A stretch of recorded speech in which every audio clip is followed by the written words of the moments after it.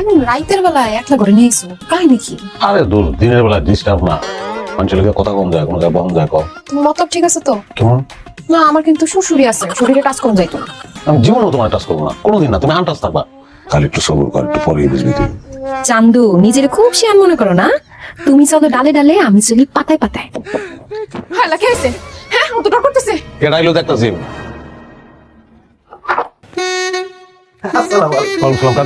আরে কাজই না লাগার বলতে গেছে তারা বিচার আরে দুইজনে মিলে এরকম অসামাজিক কাজকর্ম করতেছেন? ওই বেটা কি কাজ?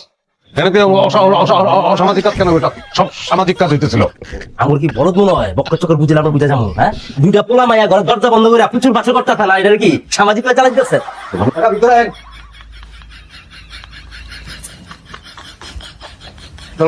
তুই এখানে এত রাইতে? আব্বা আমার কোনো দোষ নাই, আমি আইতে চাইনি, হ্যাঁ আমার জোর করে এনে নিয়ে আইছে। আমার কোনো দরকার আছে? তো কি কোনো সময় নাই তো তাদের বিয়েটা করাই দেন আপনার সকালবেলা কিন্তু আমি শালিক হবো শালিক হইলে তো মানতো মানতে থাকবো না চিন্তা নেই করবো তোমরা যা ভালো বুঝো করো, আমার আর কিছু বলার নেই। আচ্ছা, আমরা তো বিয়ে করা। আমি তো সেই তখন থেকে বিয়ে করার জন্য মাথায় দেয়। আপনি বিয়ে করেন না, বসেন তো মাথায় ঘুমটা দিয়ে বসেন। একটা ঠিক ভালো হয়েছে, কাজে ফি দাম লাগতো না, ফ্রিতে দিয়েছে। আপনার নাম? রমিজ মিয়া বাবার নাম? ও আব্বার নামে ডিসকাউন্ট ভালো। আরে কি উল্টা পাল্টা কথা বলতেছো? ফলে বলছিস সব হাসান মিয়া। হাসান মিয়া ঠিক আছে তো?